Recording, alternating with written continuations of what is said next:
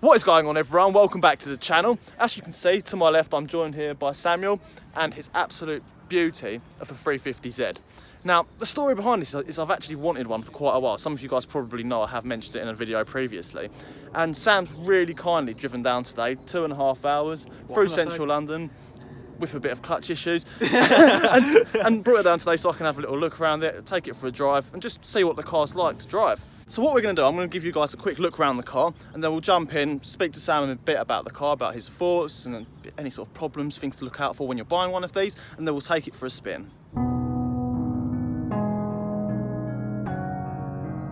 Choky beat.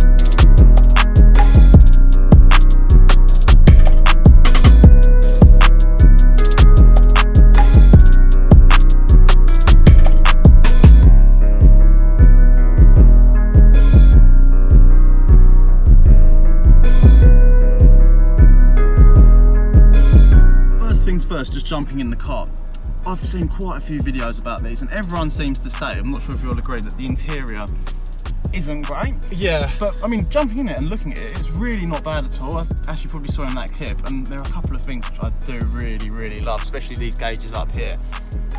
Just the way they're focused towards the driver as well. Yeah, so it's all very driver focused, this car. Definitely, and So. yeah, I do love it. I'm actually very much looking forward to driving it. You'll probably sell it to me, probably in a week on YouTube you'll see my new 350Z. That's sort of thing, yeah. Yeah, what we're going to do, we're going to just look up a quick route now, somewhere to drive and hopefully find some slightly more open roads, and then yeah, we can open it up a little bit as well. Right, so we've just gone for a little spin, and what I can say is the actual sound of the car is ridiculous. Especially that tunnel we went through sounded absolutely insane.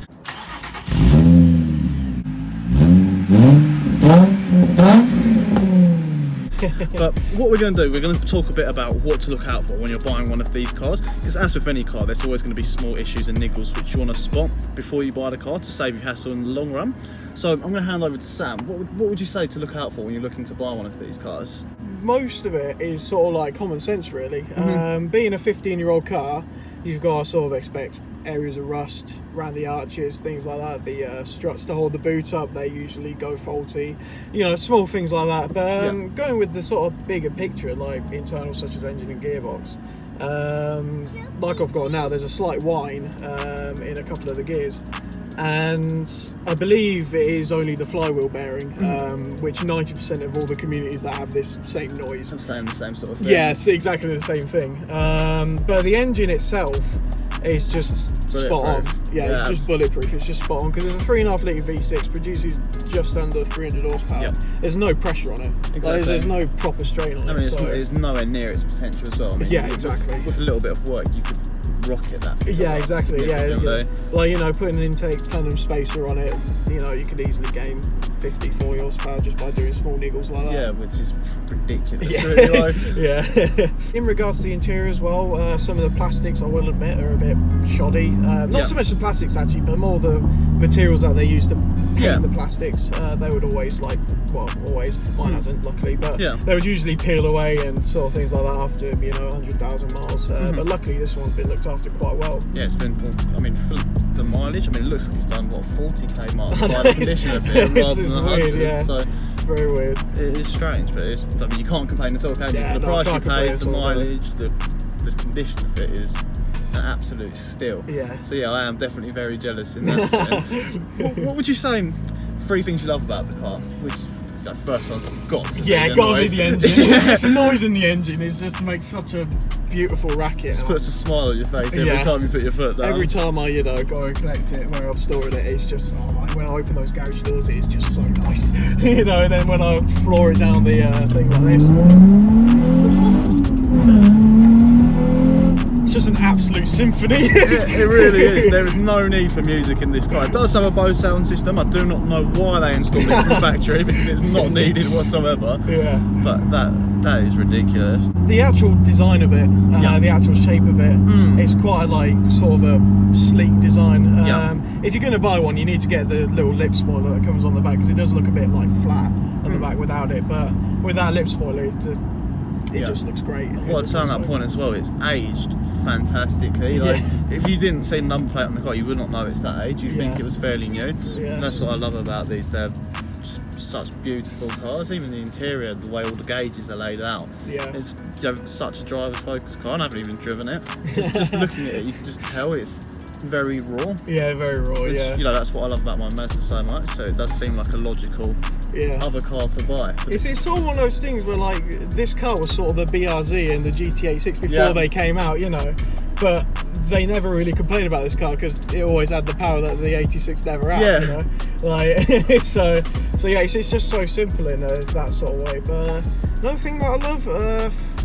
It's probably just how driver focused it is. You know, like you've always got the tachometer in the middle, speedometer, you know, pushed to the side like it is in, you know, proper car enthusiast cars. I know it's a pretty hard hitting question since you got the car so recently, but what would you say things you dislike or would change about the car in the future in terms of maybe, even if it's modification wise, things that you do to just enhance the car? One thing I'll probably do is change the steering wheel.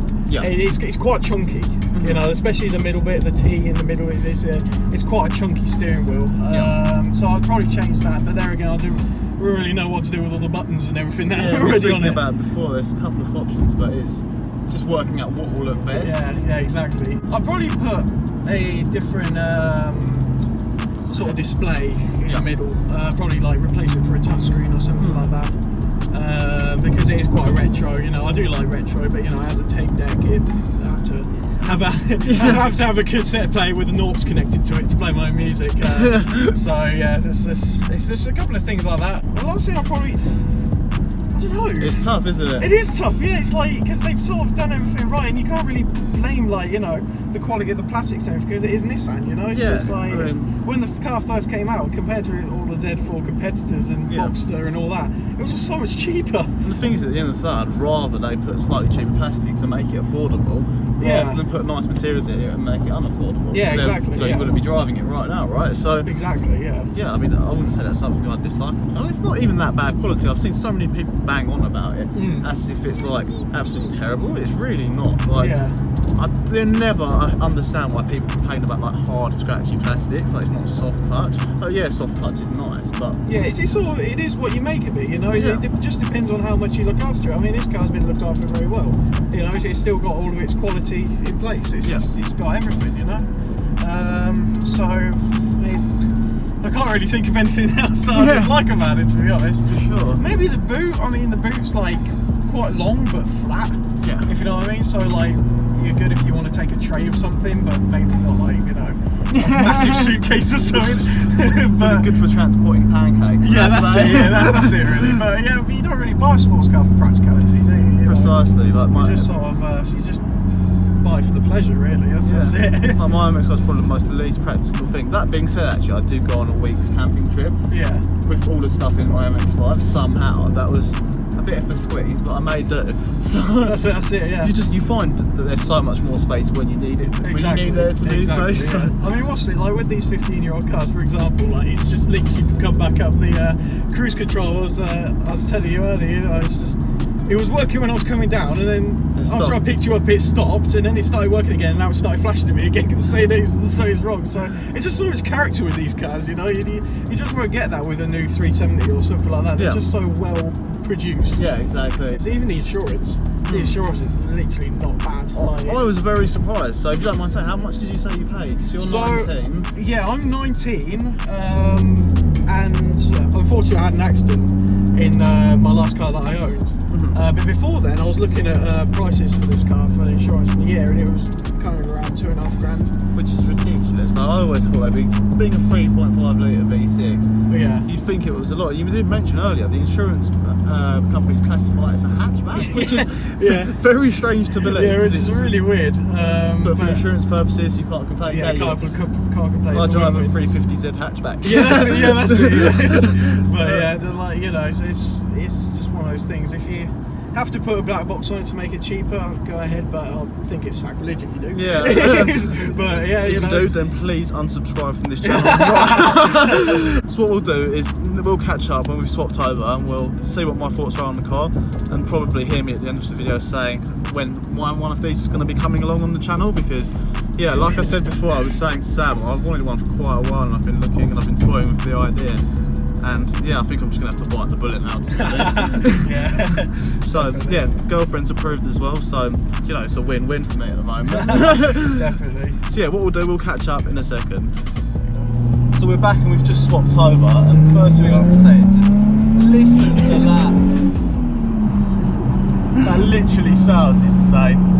Like, that's probably what I've said. Probably about 50% of the words in the video have been, this sounds great. But literally, until you drive one, or until you are in one in real life, I mean, like you were saying before, with the standard back box, it obviously wouldn't do it justice. But just, yeah, if you get one, please put an exhaust on it. Yeah, just put a better. You'll thank us 100%. Yeah, on that sound. It's just such a symphony listening to it, you know. So yeah, like I say, I've just been probably driving this for about 5 minutes. One thing I would say is the clutch does take some getting used to, like compared to my Mazda. Even I'd say this clutch is more difficult than mine gives me, and that's like a stage 4 competition clutch. Yeah. But it's not necessarily difficult. It's just more. Oh, look, there you go. Yeah, that's it. Yeah, getting used to it. Yeah, it's very like heavy.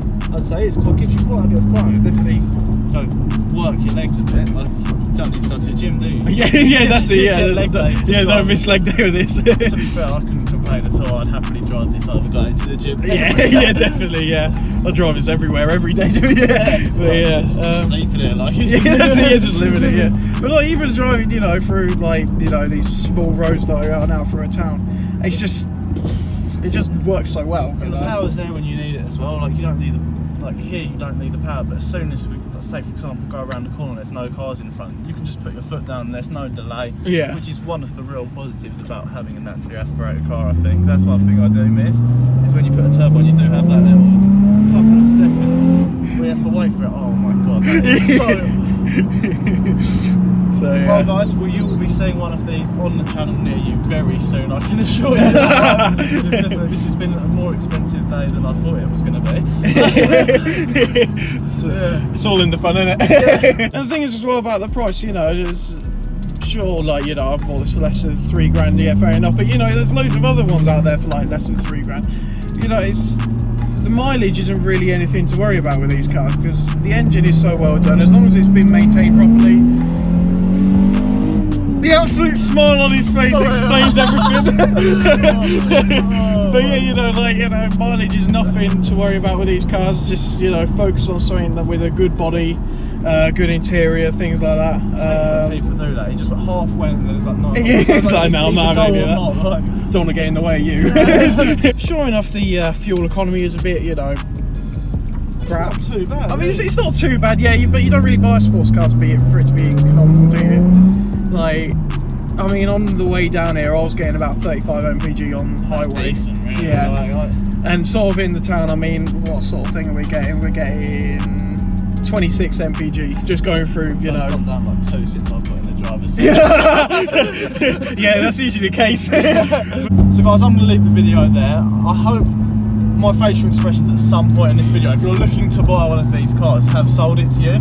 And if this video isn't enough to sell it to you, I really do urge you to go out and even just test drive one of these for the day. It is, for the price, for the car you get, for the sound, it is actually something else. And yeah, you will definitely be seeing one on the channel very soon. So massive thanks to Sam. Well, I can thank Sam. My bank account might not be able to thank Sam today, but yeah, I mean, like I said, I'm going to leave the video there. Massive thanks to Sam for coming down. I'll link, if he wants to social media or anything like that, I'll link those in the description down below.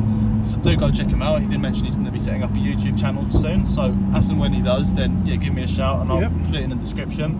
And yeah, hopefully some of these guys will be able to go over there and watch you do your build on this car. Yep. But yeah, massive thanks for watching. Don't forget to like, comment and subscribe, and I'll catch all you boys in the next one. Peace. Peace.